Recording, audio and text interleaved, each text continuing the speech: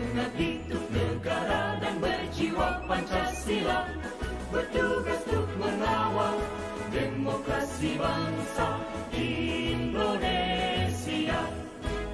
Berdasar undang-undang kami pun berdiri, wujudkan harapan reformasi. Kobarus semangat kami tak akan berhenti, ayo awasi. Jujur, adil, mandiri, berintegritas tinggi, menjaga hak pilih di seluruh negeri. Bersama rakyat, awasi pemilu, demokrasi maju. Pengawas pemilu, tonggak demokrasi bangsa. Bersama Badan Pengawas Pemilu, kita tegakkan keadilan pemilu. Pengawas pemilu, tonggak demokrasi bangsa. Bersama Badan Pengawas Pemilu, kita tegakkan keadilan pemilu. Kita tegakkan keadilan pemilu.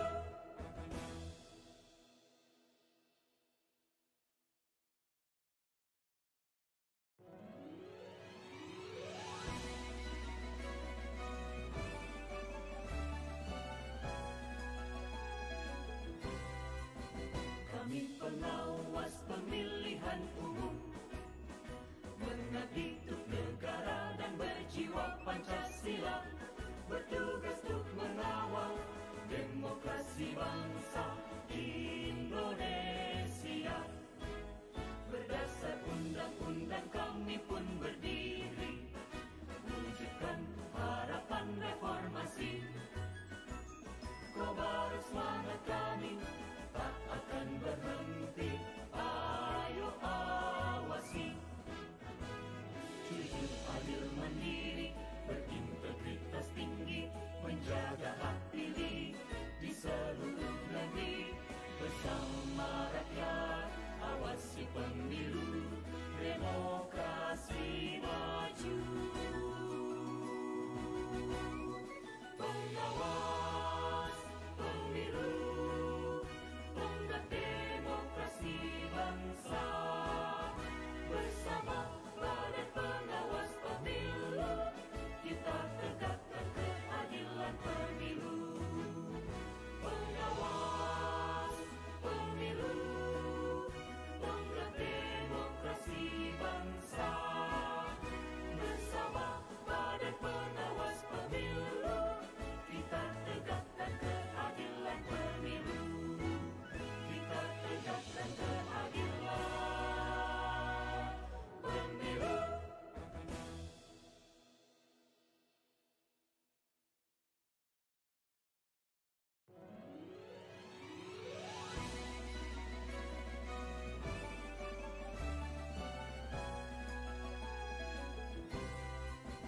Kami pengawas pemilihan umum, mengabdi untuk negara dan berjiwa Pancasila, bertugas untuk mengawal demokrasi bangsa Indonesia.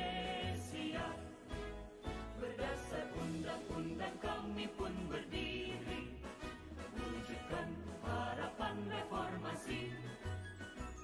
Kobarus semangat kami tak akan berhenti, ayo awasi.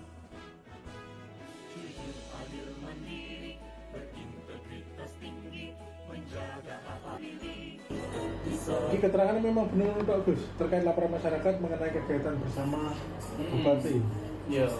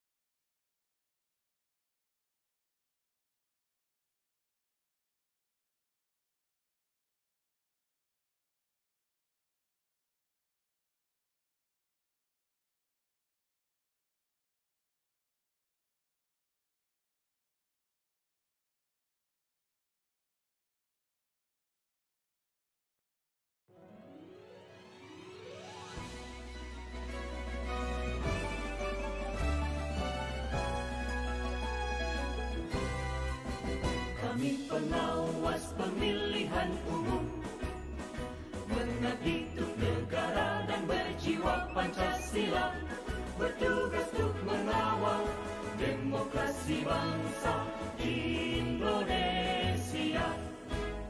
Berdasar undang-undang kami pun berdiri, wujudkan harapan reformasi. Kobar semangat kami tak akan berhenti, ayo awasi. Jujur, adil, mandiri, berintegritas tinggi, menjaga hak pilih di seluruh negeri.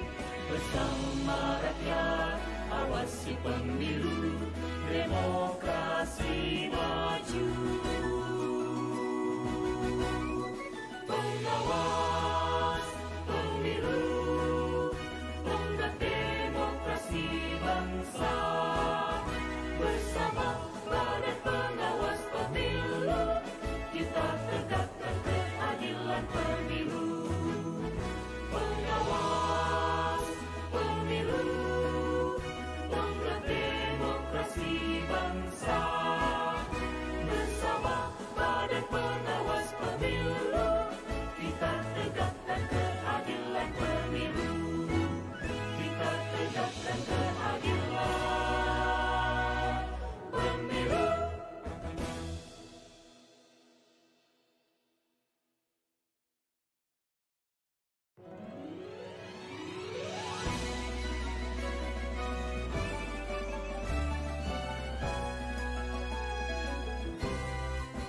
Kami pengawas pemilihan umum, mengabdi untuk negara dan berjiwa Pancasila, bertugas untuk mengawal demokrasi bangsa Indonesia.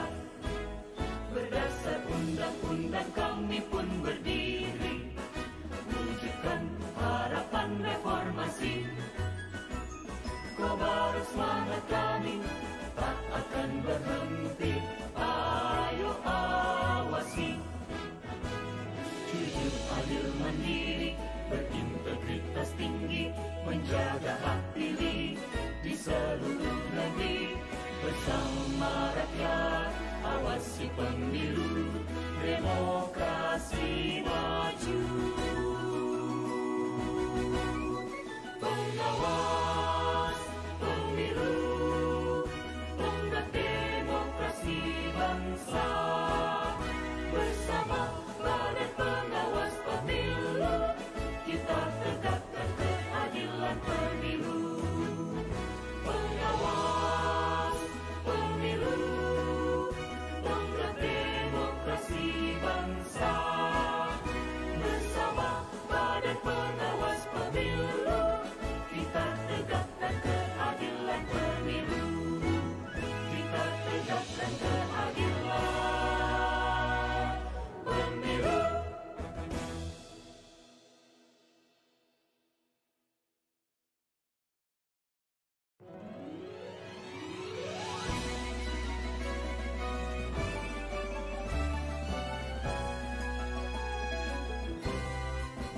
Kami pengawas pemilihan umum, mengabdi untuk negara dan berjiwa Pancasila, bertugas untuk mengawal demokrasi bangsa Indonesia. Berdasar undang-undang kami pun berdiri, wujudkan harapan reformasi. Kobar semangat kami tak akan berhenti, ayo awasi. Jujur, adil, mandiri, berintegritas tinggi, menjaga hak pilih di seluruh negeri. Bersama rakyat, awasi pemilu, demokrasi maju. Pengawas pemilu, tonggak demokrasi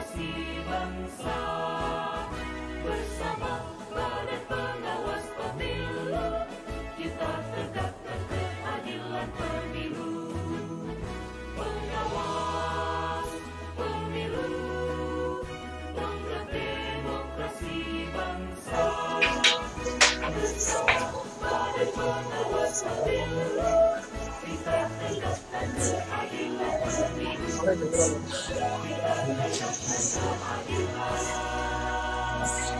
bisa bisa.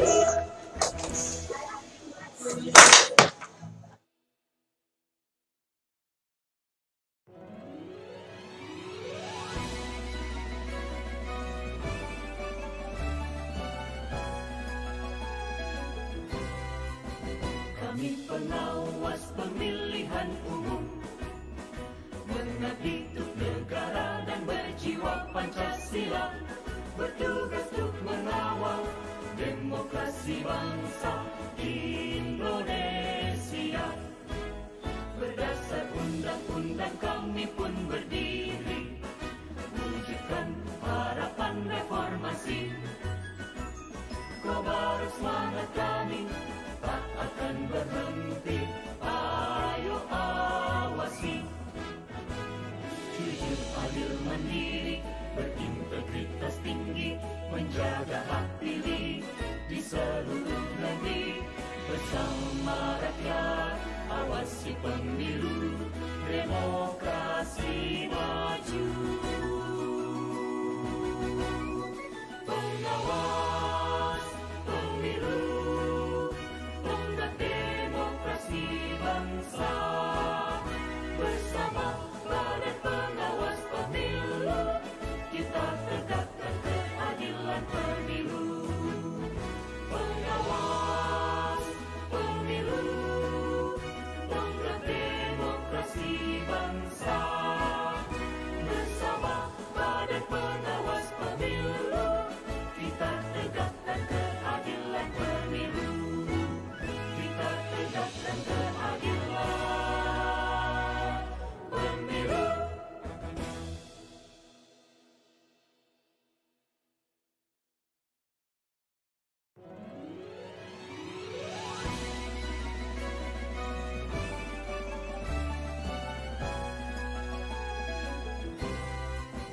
Kami pengawas pemilihan umum, mengabdi untuk negara dan berjiwa Pancasila, bertugas untuk mengawal demokrasi bangsa Indonesia. Berdasar undang-undang kami pun berdiri, wujudkan harapan reformasi. Kobar semangat kami tak akan berhenti, ayo awasi. Jujur, adil, mandiri, berintegritas tinggi, menjaga hak pilih di seluruh negeri. Bersama rakyat, awasi pemilu, demokrasi maju.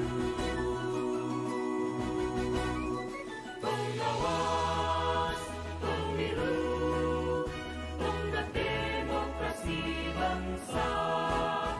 Bersama Badan Pengawas Pemilu, kita tegakkan keadilan pemilu. Pengawas pemilu, tonggak demokrasi bangsa. Bersama Badan Pengawas Pemilu, kita tegakkan keadilan pemilu. Kita tegakkan keadilan pemilu.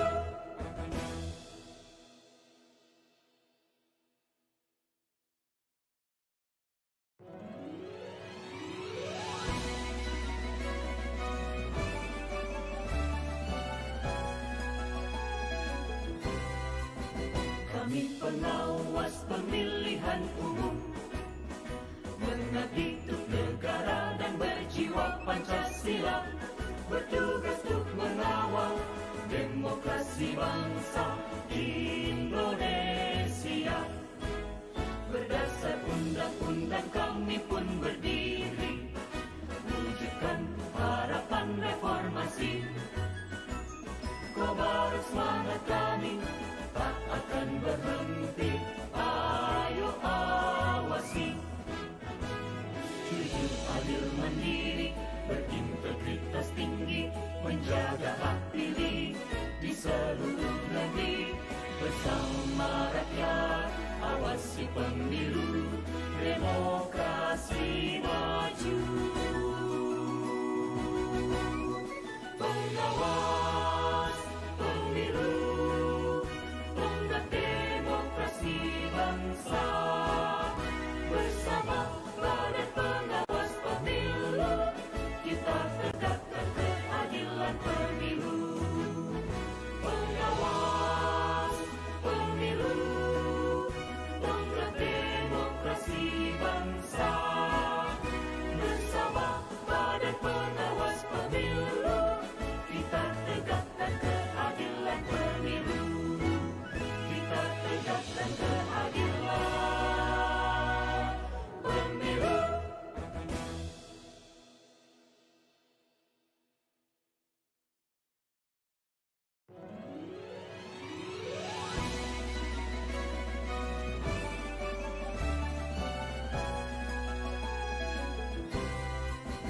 Kami pengawas pemilihan umum, mengabdi untuk negara dan berjiwa Pancasila, bertugas untuk mengawal demokrasi bangsa Indonesia.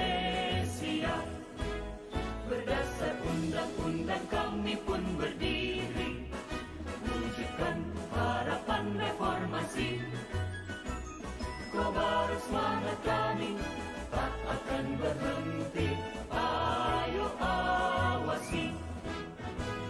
Jujur, adil, mandiri, berintegritas tinggi, menjaga hak pilih di seluruh negeri.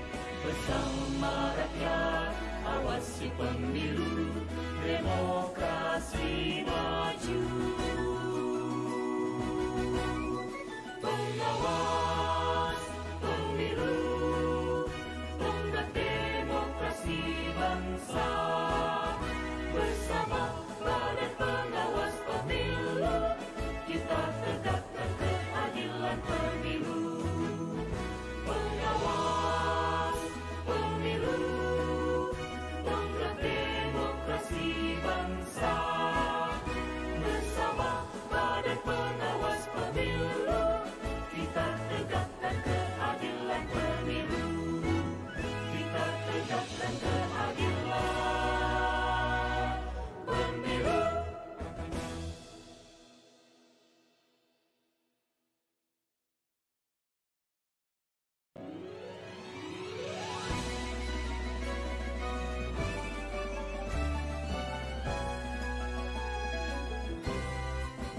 Kami pengawas pemilihan umum, mengabdi untuk negara dan berjiwa Pancasila, bertugas untuk mengawal demokrasi bangsa Indonesia.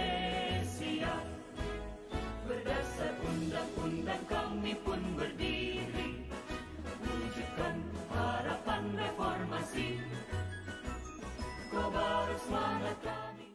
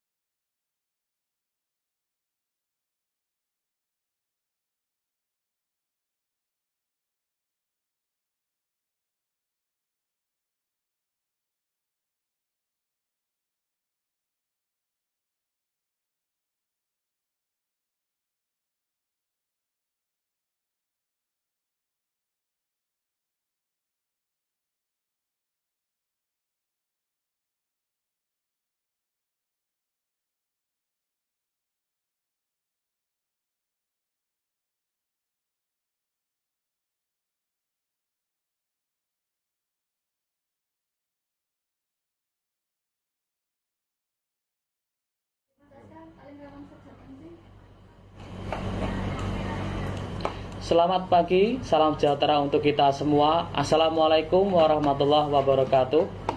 Hadirin dan pemirsa, sahabat Bawaslu semua, dimanapun Anda berada saat ini, semoga kita semua senantiasa dalam keadaan sehat dan selalu riang gembira.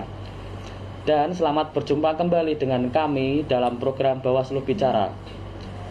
Bawaslu Bicara merupakan program Humas Bawaslu Kendal dalam rangka menyampaikan informasi kepada masyarakat.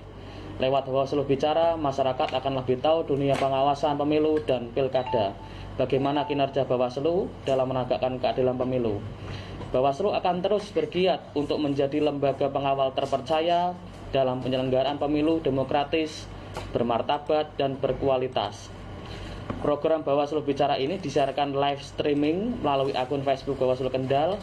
Jadi dimanapun Anda berada, pastikan sinyal bagus dan kuota masih ada dan ikuti terus program ini sampai selesai. Pada program Bawaslu Bicara edisi ke-23 ini akan membicarakan update IKP Desember 2020 Kendal paling rawan di Jawa Tengah. Hadir sebagai pembicara Bawaslu Bicara edisi ke-23 ini yaitu Kodim Pengawasan dan Hubungan Antar Lembaga Bawaslu Kabupaten Kendal, Bapak Ahmad Hozali. Baik, kita langsung ke Bapak Ahmad Hozali. Selamat pagi Pak Hozali. Selamat pagi Mas Aska. Apa kabar Pak? Baik, Mas. Sehat selalu ya Pak ya? Sehat. Sehat. Baik, langsung saja kita masuk ke pembahasan kita Pak pada pagi hari ini yang sangat menarik sekali. Pertama-tama mungkin banyak sahabat Bawaslu yang ingin tahu Pak, apa itu IKP atau Indeks Kerawanan Pemilu pada Pilkada 2020 ini Pak? Monggo silakan dijelaskan Pak. Terima kasih Mas Aska. Sebelum berbincang jauh kita akan mengawali dengan ucapan kita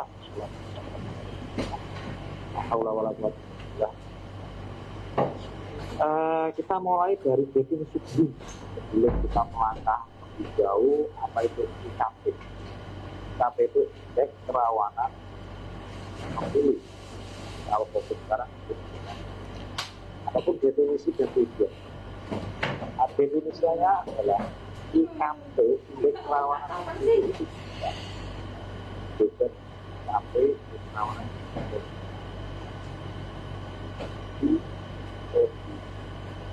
Apa? Atau nah, yang fokus di IKP. Mohon maaf Pak Hozali, suaranya agak lebih keras mungkin Pak, biar kita lebih jelas mendengarnya Pak. Saya ulangi lagi Mas Aska. Nggih, Sudah dengar jelas? Jelas Pak. Kalau ini jelas ya. Ya. Oke. Definisi dan tujuan dari IKP sendiri adalah definisi IKP segala yang mengganggu atau menghambat proses pemilu yang benar. Jadi hal-hal yang mengganggu jalannya demokratisasi di kabupaten pertama, apapun, bukan hanya berbicara tentang mungkin kalau pihak sebelah ya politik penting konstitusi. Kalau kita tidak, hal-hal yang membuat demokratis di kabupaten. Mohon maaf Pak, lebih suaranya Pak terputus-putus lagi Pak, lebih dekat lagi mungkin Pak. Oke, ini sudah dengar Mas? Nggih, jelas Pak, sudah.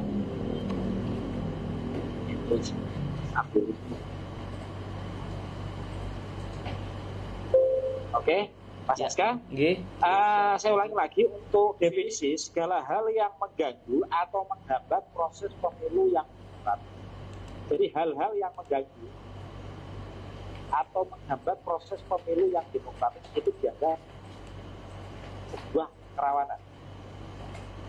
Jadi umpamanya dikatakan demokratis kalau jumlah kehadiran atau partisipasi pemilih itu tinggi, maka kalau rendah dianggap potensi rawan. Umpamanya beda dengan di kepolisian yang mengganggu tentang jalannya keamanan atau kehidupan masyarakat dianggap aman, atau dari TNI yang merongrong kesatuan dan persatuan Republik ini dianggap lawan. Beda dengan yang ada di Bawaslu. Kalau Bawaslu adalah segala hal atau sesuatu yang mengganggu atau menghambat proses pemilu yang demokratis.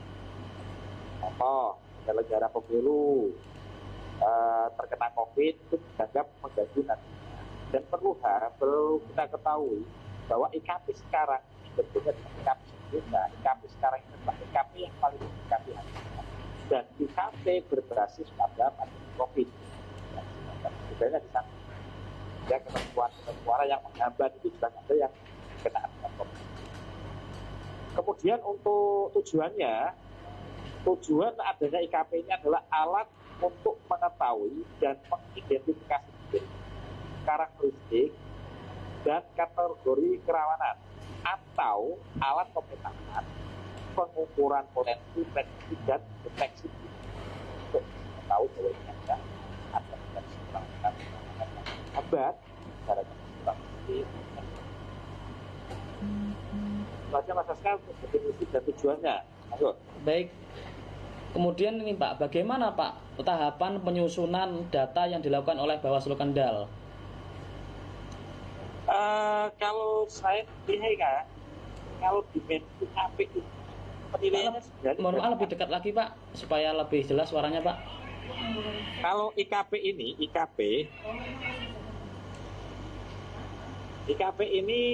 asli dari RI. Penilaiannya dari RI.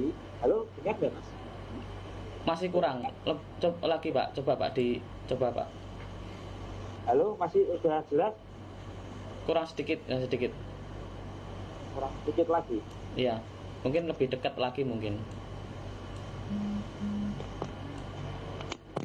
Kalau begini Mas, Ya, sudah jelas Pak. jelas ya? Ya, jelas. Oke. Perlu saya jelaskan lagi bahwa penilaian berkenaan dengan indeks kerawanan ini kita hanya memberikan indikator-indikator saja atau dimensi. Yang menilai keseluruhannya adalah RI dari Bawaslu RI, kemudian dilanjutkan ke Bawaslu provinsi yang diteruskan ke Kendal. Jadi penilaian indeks kerawanan ini tidak dibuat oleh Kendal. Yang membuat ranking rawan adalah RI. Tapi indikator-indikatornya atau dimensinya muncul dari Kabupaten Kendal itu sendiri. Nah, adapun dimensinya itu ada 4 dimensi selain pandemik. Jadi ada 5, tapi yang 1 pandemik, yang 4 adalah, yang pertama adalah dimensi sosial politik. Yang kedua, dimensi pemilu yang bebas dan adil. Ketiga, kontestasi. Terus keempat, partisipasi. Jadi ada 4 dimensi penilaian untuk memposisikan bahwa daerah itu rawan apa tidak hanya 1 dimensi saja, tapi multidimensi. Baik itu pandemi, konteks sosial politik, pemilu yang bebas dan adil, kontestasi dan partisipasi. Kita mulai dulu dari yang pandemi. Kalau pandemi semua kita tahu lah. Pada pertengahan tahun kemarin kita melaporkan ke RI bahwa yang terpapar COVID itu sekitar 11. Bulan Mei kita laporkan, bulan Mei adalah 11. Kemudian bulan Juni kita melaporkan sudah 28. Kemudian kemarin melaporkan pada tanggal 30 November kita sudah memberikan laporan ke RI 2.611. Dari jangka 6 bulan kita kenaikannya 2.600. Ini dari pandemik ada perubahan status wilayah dari zona hijau ke zona merah. Otomatis ada titik kerawanan dari penyebaran COVID-nya sendiri. Kemudian konteks sosial dan politik. Konteks sosial dan politik Kendal itu kalau ada indikator atau subdimensi. Yang pertama adalah keamanan, kedua adalah otoritas penyelenggara pemilu, terus kemudian relasi kuasa di tingkat lokal. Itu tiga subdimensi atau indikatornya. Kalau keamanan Kendal relatif aman, ya, relatif aman. Yang kedua penyelenggara pemilu, otoritas penyelenggara pemilu. Banyak beberapa kasus di Kabupaten Kendal berkenaan dengan penyelenggara pemilu. Itu membuat titik kerawanan sendiri.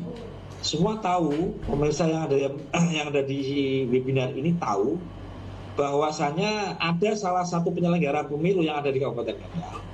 Itu terkena pelanggaran kode etik sehingga diberhentikan. Itu menjadi titik rawan juga di Kabupaten Kendal karena munculnya ini berdampak kepada tatanan di penyelenggara pemilu yang lainnya di sebelahnya, walaupun sebelah juga sebelah kena. Kemudian relasi kuasa di tingkat lokal. Relasi kuasa di tingkat lokal semua sudah tahu ya, Kendal itu punya relasi yang kayak apa. Ya, Kendal itu pokoknya kalau dirasakan sekarang itu lagi hangat lah konteks sosial politik. Semua tahu ya. Kemudian dimensi yang kedua, yang ketiga ya, tadi pandemi, kemudian sosial politik, kemudian yang ketiga adalah pemilu yang bebas dan adil. Kita tahu ya, sampai detik ini memang kita masih mengacu tidak hanya posisi kita, posisi partisipasi kita atau pemilihan kita, hak pilih yang yang disusun di Kabupaten Kendal itu relatif bagus. Sebenarnya bagus, tapi kabupaten yang lain juga bagus. Ketika kabupaten yang lain bagus, kita bagus, mengacu kepada detik akhir-akhir yang lalu, referensi yang akhir berkenaan dengan tahun 2008. Kalau masalah hak pilih 2008, 2009, dan ini ada kekhawatiran juga berkenaan dengan pilkada ini, ada sistematika yang berkenaan dengan digitalisasi. Lah Kendal, digitalisasi itu otomatis berkenaan dengan koneksi internet. Lah digitalisasi di Kendal itu ada 7 kecamatan yang di atas yang dianggap rawan tentang koneksi internetnya, sehingga pelaksanaan pemungutan suara atau dalam dimensi pemilu yang bebas dan adil ini akan terganggu karena koneksi internetnya, sehingga terhambat penyampaian berkenaan dengan digitalisasi itu sendiri. Kemudian yang keempat itu kontestasi. Ya, kontestasi itu gesekan antar paslon itu jelas kalau begini. Siapa sih tidak tahu sekarang lagi gesek rame di Kendal. Ya. Gesekannya itu sampai tidak hanya lingkup regional Kendal, mungkin sampai tingkat nasional. Kita tahu info-info bagaimana di Kendal itu banyak sekali ya dugaan pelanggaran yang dilaporkan ke sana kemari. Terus Kendal tahu sendiri, pokoknya panas posisi di Kendal. Baik, Pak. Panasnya itu panas membara lah bahasanya. Kendal itu panas membara, hamil satu aja masih seperti itu. Kemudian yang terakhir sub dari sub kontestasi itu yang paling indikator jelas adalah politik uang. Politik uang itu jelas. Kita tidak tahu lagi mau bicara apa ya. Ini termasuk sub di Kendal kayak apa. Kemudian yang terakhir adalah dimensi partisipasi. Partisipasi pemilih, partisipasi politik atau partisipasi publik. Kalau rendah itu juga tidak bagus, kueknya sudah bagus, over itu nanti jadikan gesekan. Partisipasi terlalu tinggi itu partisipasi terlalu tinggi itu ada gesekan. Terlalu rendah itu menghambat demokratisasi. Jadi Kendal itu relatif tinggi partisipasi. Kalau kita mengacu pada tahun 2008 dan 2013, 2008 kita memang cuma 58 kehadiran dalam pilkada, kemudian di 2013 itu 56, kemudian 50. Itu saja mungkin dari dimensi, ada 5 dimensi yang saya sampaikan, tidak hanya dimensi kok rawan. Itu rawan melihat dari ada 5 konteks 5 dimensi ini lah baru bisa dikatakan rawan. Kendal itu semuanya kalau ini dianggap rawan semua karena peningkatan 6 bulan itu sampai 2004 dibandingkan dengan daerah ini. Terima kasih Mas Ka. Baik Pak, kemarin tanggal 6 Desember Bawaslu RI sudah melakukan peluncuran IKP Pilkada 2020. Nah, itu Kabupaten Kendal mendapatkan ranking berapa Pak kalau boleh tahu Pak? Kalau RI ya lumayan lah. Kita bulan 2 kemarin, IKP bulan 2 yang tidak berbasis pandemi, itu kita ranking 14 RI. Nasional kita ranking 14, Jawa Tengah kita ranking 1. Kemudian pada Desember ini, indeks kerawanan pemilu Kabupaten Kendal naik dari 14 menjadi ranking 4 nasional. Se-Indonesia. Otomatis kabupatennya jelas. Ini luar biasa. Kerawanannya Kendal itu perlu kita antisipasi bersama-sama. Intinya dari yang saya sampaikan ada 5 dimensi Itu Kendal kompleks dimensinya, baik dari itu pandemik sampai partisipasi. Faktor Itu apa Pak kompleks. yang mempengaruhi tingginya IKP Kendal itu Pak? Faktor apa Pak? Ya tadi saya sampaikan itu ada 5 dimensi itu Mas. Pandemiknya luar biasa, konteks sosial politiknya dari keamanan, gesekan, otoritas penyelenggara pemilu, kemudian pemilu yang bebas adil. Di Kendal tahu sendiri ada yang kasus ada yang terkena dengan pelanggaran etik. Itu menjadi catatan di RI. Kemudian kontestasi politik uang atau penyalahgunaan wewenang. Ya. Kendal itu kompleks, sampai ada konteks sosial politik sampai ke RI juga ada. Beredar laporan bahwa dulu rekaman, kemudian yang sekarang ada pelaporan kepala daerah kepada Bawaslu, itu di RI sudah dilihat. Nah, Kendal itu luar biasa semuanya maksudnya. Luar biasa, ya rawannya luar biasa. Kita rasakan suhu politik di Kendal itu memang luar biasa. Baik Pak. Dengan 2015 Baik, sebelumnya kemarin saya sudah menghimpun Pak, menghimpun pertanyaan dari teman-teman sahabat Bawaslu sekalian. Nah, ini ada beberapa pertanyaan, salah satunya saya bacakan ya Pak ya. Daerah mana di Kendal yang dianggap paling rawan? Apakah butuh pengawasan khusus? Ya, oke, terima kasih. Kalau Kendal itu dianggap rawan, saya anggap semuanya rawan. Makanya begini, dapil atas itu kita tahu mungkin rawan dari segi yang lainnya agak rendah, tapi di potensi sinyal karena digitalisasi itu rendah, kan itu menjadi potensi rawan karena rawan IKP, rawan di Bawaslu adalah rawan yang mengganggu demokratisasi, yang itu. Ya. Kemudian longsor, bencana alam di Kendal juga sama. Ketika terjadi pemungutan suara musim penghujan, kemudian ada bencana, itu kita kategorikan rawan. Bisa jadi proses penyelenggaraan itu ditunda, ya, atau terhambat karena adanya bencana. Apakah golongan kita masukkan bahwa itu atas rawan, baik dari segi pokoknya semuanya lah, pandemiknya zona Kendal itu merah semua, atas semua. Kalau berbicara kecamatan mana, iya, daerah mana, itu indikasinya di situ ada calon atau pasangan calon itu dianggap rawan oleh Bawaslu karena akan terjadi pengkondisian pemilih, kemudian titik-titik hal-hal yang seperti itu. Karena adanya kontestan atau paslon atau calon di daerah tertentu itu mengundang proximity atau wilayah itu akan terbuka untuk pengkondisian pemilih. Sehingga kalau berbicara itu sudah kita komunikasikan itu tidak ada hal-hal yang seperti itu. Kemudian pengawasan khusus tak pikir ya kalau pengawasan khusus kita semuanya awasi ya. Tapi ada hal-hal pemetaan tentang kerawanan daerah-daerah tertentu yang kita lakukan pencegahan khusus. Contohnya kalau Pak? Pengawasan khusus jelas.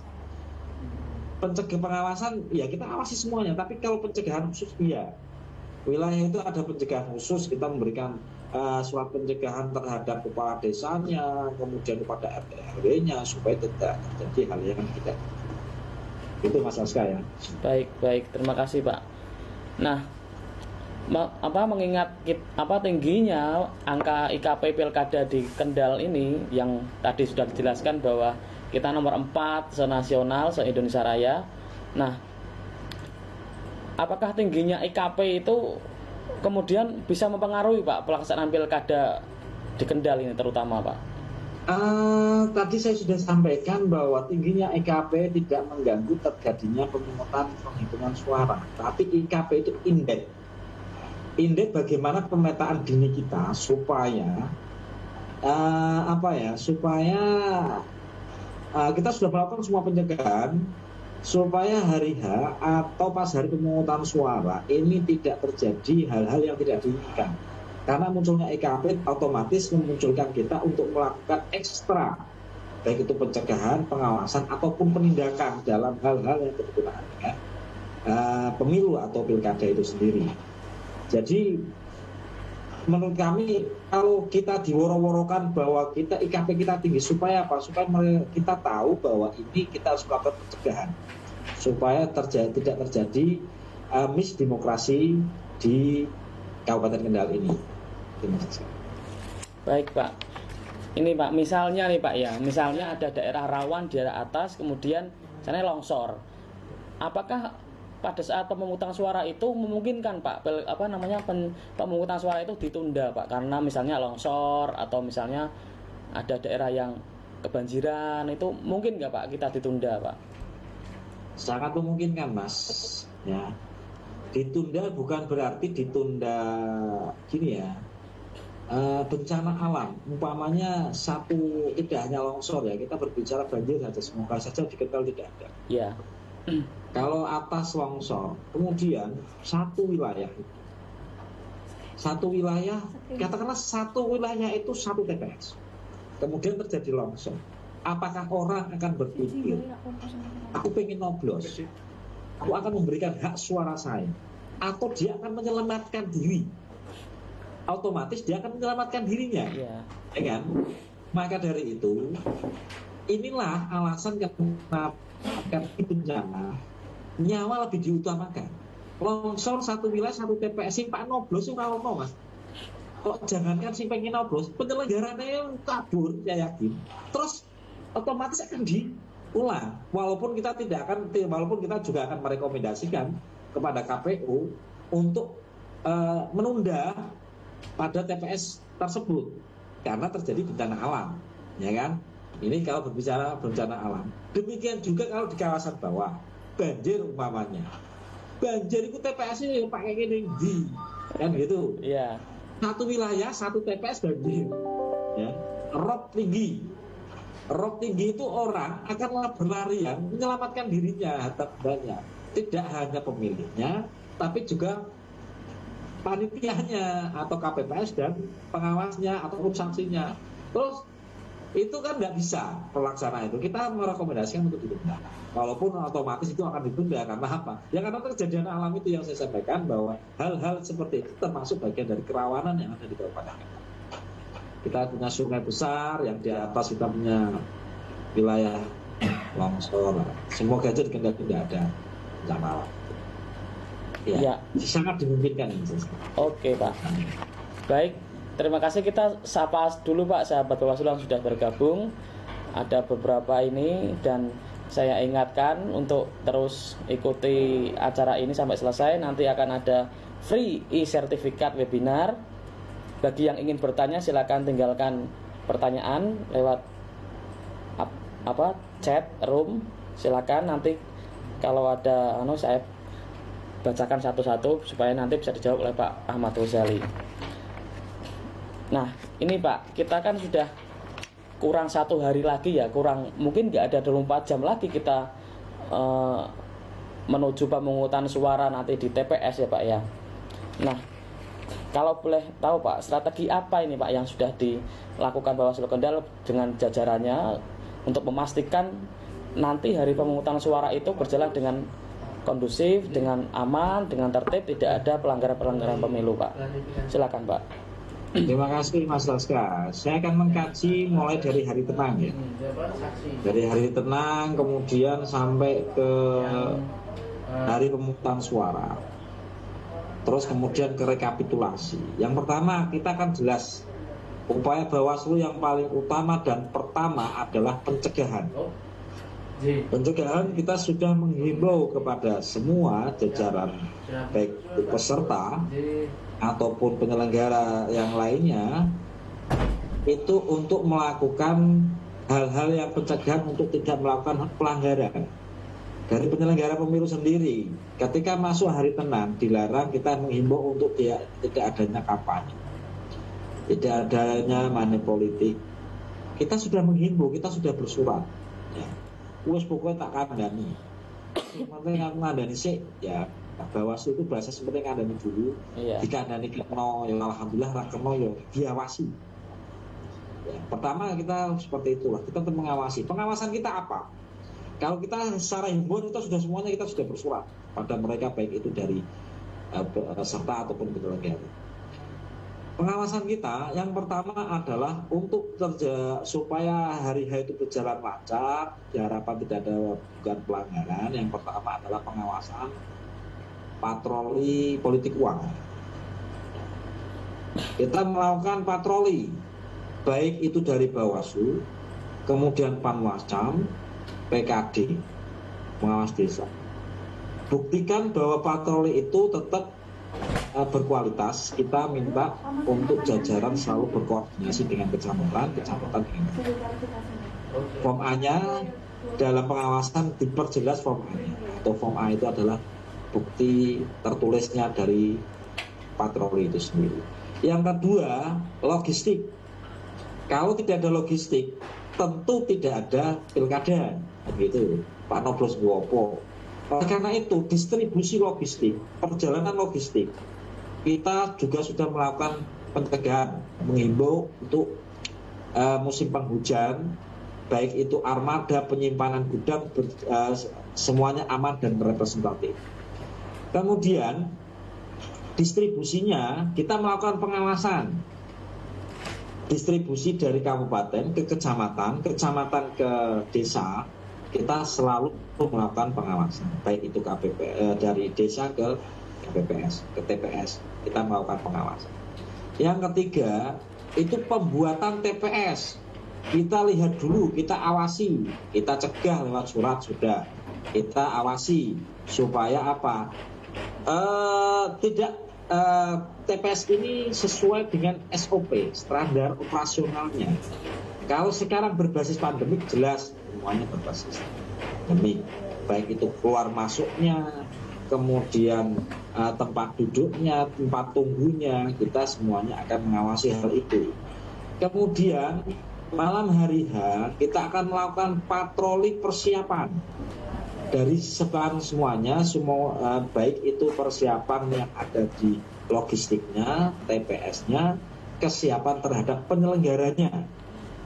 Nah, kemudian hari H ini adalah hari yang ditunggu-tunggu supaya cepat selesai, bagi penyelenggara cepat selesai, bagi pemilih inilah bodone. Ya, kita akan melakukan pengawasan mulai pemungutan dibuka sampai akhir. Kemudian prosesnya, terus ada lagi pemilihan itu harus membawa surat undangan atau distribusi C6 itu memang di hari tenang, kita pastikan juga. Kan itu pengawasannya kita sudah lakukan.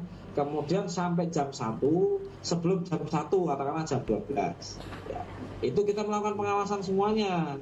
Pengawasan orang yang mendapatkan undangan itu atau mendapatkan pemberitahuan untuk bisa hadir, ya itu kita tetap mengawasi. Bagaimana kalau ada yang terpapar COVID karena ini masa pandemi, ya kita akan melakukan pengawasan. Kalau itu jemput bola, ya kita akan mengawasi. Kalau ada yang punya di rumah sakit juga sama, kita akan melakukan pengawasan di rumah sakit. Tapi kalau yang di rumah sakit ada A5 atau A-pindah milih, karena tidak ada di lokasi di rumah yang di rumah sakit, tetap kita akan awasi baik itu sakit pandemik di RSDC, rumah sakit darurat COVID, atau yang di rumah sakit umum yang sakit umum, itu tetap kita melakukan pengawasan. Itu Mas Aska ya. Baik Pak, ini ada satu sahabat Bawaslu yang sudah bertanya lewat chat.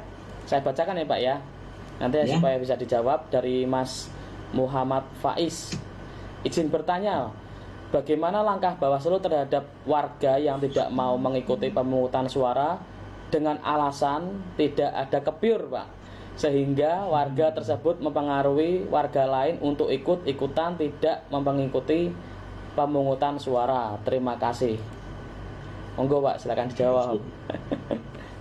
Ini ada ya warga seperti apa yang harus langkah Bawaslu ya, kita akan selalu melakukan sosialisasi bahwa itu sudah lama ya, kita sudah melakukan sosialisasi dengan merangkul pengawas partisipatif di tingkat bawah untuk memberikan wawasan kepada masyarakat bahwa demokrasi itu sangat penting untuk menentukan pemilih untuk kesejahteraan 5 tahun yang akan datang, atau 3,5 tahun kalau kita sekarang itu 3,5 tahun yang akan datang. Kemudian warga itu terus kemudian pengen golput, ini bahasanya kan bahasa golput. Ya kita mau apa lagi, sekarang kita sudah melangkah. Orang iso kita ngawal ngoyo-ngoyo kuwi sampean orang mangkat. Ya orang mangkat. Nah, ini malah intimidasi. Itu juga pelanggaran. Kita mengajak untuk melakukan memberikan haknya dengan model pendekatan supaya apa? Demokrasisasi ini, demokrasi itu dianggap penting. Jadi kalau tidak memberikan hak suaranya, itu hak mereka, tapi mungkin belum tahu bahwa pentingnya demokrasi yang ada di lingkup kendali untuk ke depan. Tapi kita tidak bisa melawan, tapi yang penting kita sudah melakukan upaya untuk melakukan memberikan wawasan kepada masyarakat. Tentunya kita mengajak merangkul pengawas partisipatif. Itu Mas Aska ya. Ya, baik. Mungkin satu lagi nih Pak dari sahabat kita Mansa Pega, dari Mas Riko Zulfahmi Aziz, SMA, siswa SMA Negeri 1 Pegandon Pak. Sedikit mengetahui bahwa Polri dari Satuan Brimob sudah disiagakan pada tanggal 8 sampai 10 untuk mengantisipasi terjadinya keributan pasca pilkada.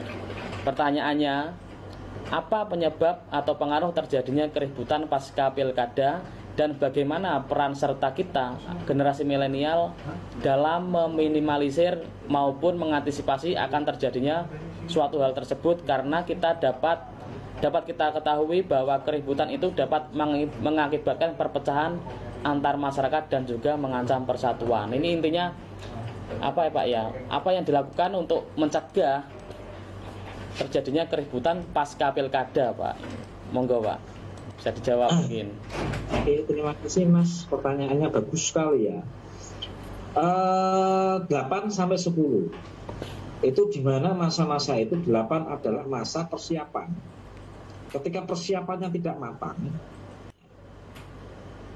tidak akan hari H itu tidak akan terjadi tidak bisa melaksanakan kegiatan pemungutan dengan baik karena persiapannya kurang baik. 8, kalau penyelenggara semuanya sudah merasa aman, maka persiapan aman, penyelenggaraannya pun akan aman hari hanya. Demikian juga tanggal 10 itu adalah wilayah-wilayah rekapitulasi di tingkat kecamatan. Pasca itu adalah, ini tingkat desa kan 8 sampai 10. Kemudian di tingkat kecamatan 11 sampai 13. Jadi 8 sampai 10 malah di tingkat desa. Kita membuat, atau jajaran TNI Polri itu jelas membuat aman di wilayah tingkat bawah. Supaya apa? Baik persiapannya, sampai rekapitulasinya, sampai penyerahan logistiknya itu aman. Kemudian tanggal 11 sampai tanggal 13 beralih ke kecamatan. Nanti logistik sudah dikirim ke kecamatan, kemudian penarikan di tingkat kecamatan, rekapitulasinya itu juga sudah di tingkat kecamatan. Ya, itu jelas ya. Yang memicu apa? Nah, apa sampai turun ke samono wae, yaitu keamanan. Baik merasa aman dari penyelenggaranya, aman dari sisi pemilihnya, dan aman dari sisi pencegahan penularan COVID-nya, gitu ya. Karena ini paling rawan adalah pencegahan COVID. Maka di hari H, ketika pemungutan suara, setiap pemilih diwajibkan atau diharuskan memakai sarung tangan. Sarung tangan atau plastik tangan yang diberikan oleh KPPS. Karena apa? Ini pencegahan. Jelas. Yang memicu adalah gesekan dari yang sudah saya sampaikan, adanya isu-isu strategis pada hari H, adanya kerawanan di hari H, logistik tidak tersampaikan karena posisi hujan. Perlu pemirsa ketahui bahwa di Kabupaten Kendal ini ada satu daerah, ketika hujan pengiriman logistiknya sangat sulit sekali. Itu ada di Kabupaten Kendal, di daerah Ringenarun. Kemudian ada lagi di Gemuh juga ada yang sulit. Untuk milenia, jelas ya, untuk milenia itu kita enggak yang pertama jelas milenia itu adalah ujung tombak atau harapan kami ke depan. Yang pertama yang harus dilakukan supaya tidak terjadi hal yang tidak ingin, yang pertama ya bismillah, dongo dulu lah, berdoa semoga saja kendali ini menjadi lebih baik, jadi demokrasi. Kemudian apa yang harus dilakukan oleh kalangan milenial, yang penting memberikan wawasan kepada masyarakat, mengajak masyarakat untuk atau membumikan demokrasi yang ada di Kabupaten Kendal, bahwa demokrasi ini sangat penting supaya apa, H-1 ini mereka juga bisa mendengarkan bahwa hal-hal yang tidak diinginkan ini tidak baik untuk kedepannya. Hal-hal yang tidak baik dalam artian apa, ketika mengganggu terjadinya demokrasi ini, kedepannya juga demokrasi ini akan cacat dan dianggap kurang apa ya. Kalau demokrasi cacat itu kan nanti kan banyak gesekan ya. Nanti banyak gesekan juga di hari-hari paskanya, di hari pemungutan dan rekapitulasinya. Yang penting hari ini kita berharap 8 sampai 10 ini untuk kalangan milenial, untuk membantu Bawaslu untuk memberikan pencerahan kepada masyarakat bahwa demokrasi ini sangatlah penting. Itu Mas Aska. Oke, baik Pak, mungkin sebelum kita akhiri ada closing statement Pak, mungkin Pak dari Pak Ghazali, karena sebentar lagi hari pemungutan suara akan kita lalui tanggal 9 Desember nanti. Mungkin ada closing statement atau pesan-pesan yang ingin disampaikan kepada pemirsa sekalian, sahabat Bawaslu yang mengikuti acara ini Pak. Monggo Pak, silakan Pak. Terima kasih ya. Harapan ya atau rekomendasi untuk adanya IKP ini. Yang pertama adalah supaya pemirsa ini tahu, harapan di samping yang pemirsa ini untuk bisa cawe-cawe ya, mengawasi Pilkada 2020 ini. Cawe-cawe itu apa ya Mas? Ikut serta untuk mengawasi Pilkada 2020. Itu harapan kami pemirsa. Kemudian harapan kami untuk semuanya yang ada di luar, bagi penyelenggara pemilihan baik itu Bawaslu di semua jajaran tingkatannya, ya, kemudian KPU jajaran dan tingkatannya, kemudian pasangan calon baik paslon 1, paslon 2 ataupun paslon 3, kemudian tim kampanye, pemilih, ya, selalu menerapkan protokol kesehatan secara disiplin dan ketat dalam melaksanakan pemungutan dan penghitungan suara. Karena ini ya, itu yang pertama. Kemudian yang kedua, bagi penyelenggara ya, ataupun pemerintah ataupun satgas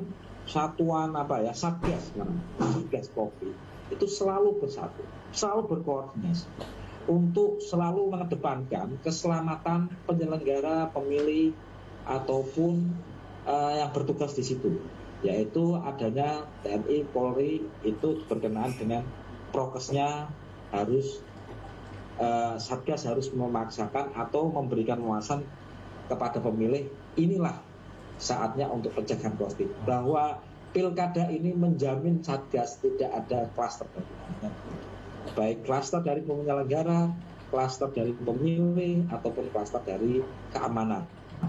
Kemudian harus adanya koordinasi dari kepolisian, gugus tugas penanggulangan COVID dalam penegakan dan memberikan pelanggaran prokes.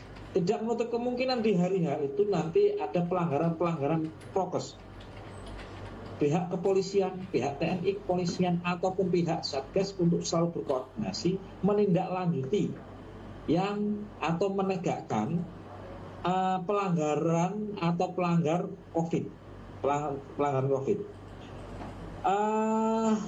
Kemudian satu hal lagi, harapan kami semoga saja ini model digitalisasi tidak ada hambatan baik itu jaringan internet ataupun listrik ya. Karena ini masa-masa bencana, semoga saja harapan kami tidak ada kendala. Itu aja Mas Aska yang bisa saya sampaikan.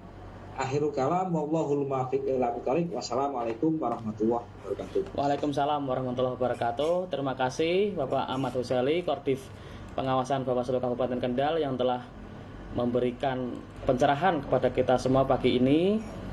Yang intinya semoga besok hari H pemungutan suara 9 Desember 2020 semua warga Kendal menggunakan hak pilihnya, semuanya berjalan tertib, tidak ada pelanggaran pemilu, dan semoga pesta demokrasi ini membawa manfaat kepada kita semua.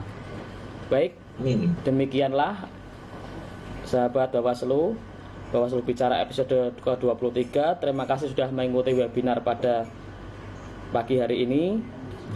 Silakan yang ingin mendapatkan e-sertifikat untuk mengisi di Google Form yang telah disediakan oleh panitia. Saya sebagai presenter pada pagi hari ini mohon maaf apabila ada kesalahan dalam bertutur kata. Akhir kata, wassalamualaikum warahmatullahi wabarakatuh dan salam awas.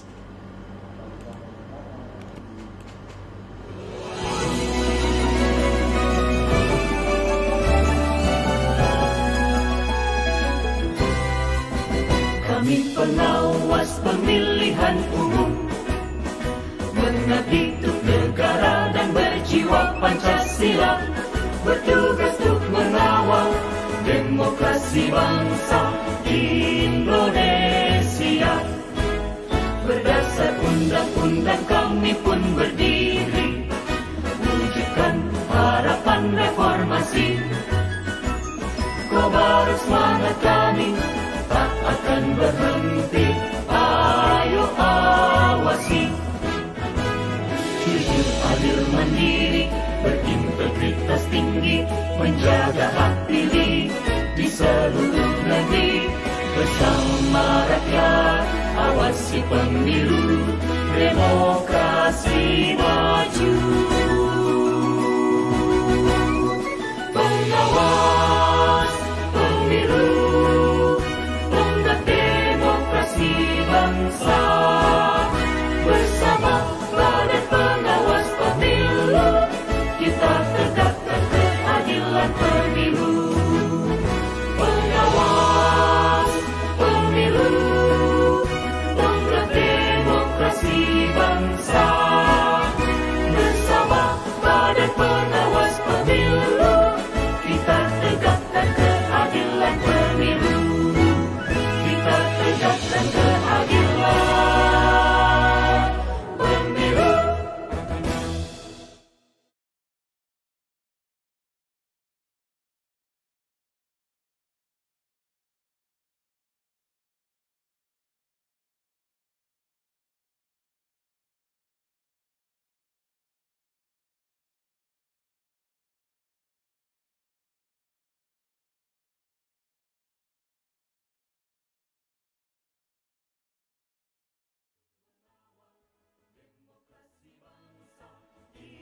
Indonesia, berdasar undang-undang kami pun berdiri, wujudkan harapan reformasi. Kobar semangat kami tak akan berhenti, ayo awasi. Jujur, adil, mandiri, berintegritas tinggi, menjaga hak pilih di seluruh negeri. Bersama rakyat, awasi pemilu, demokrasi maju.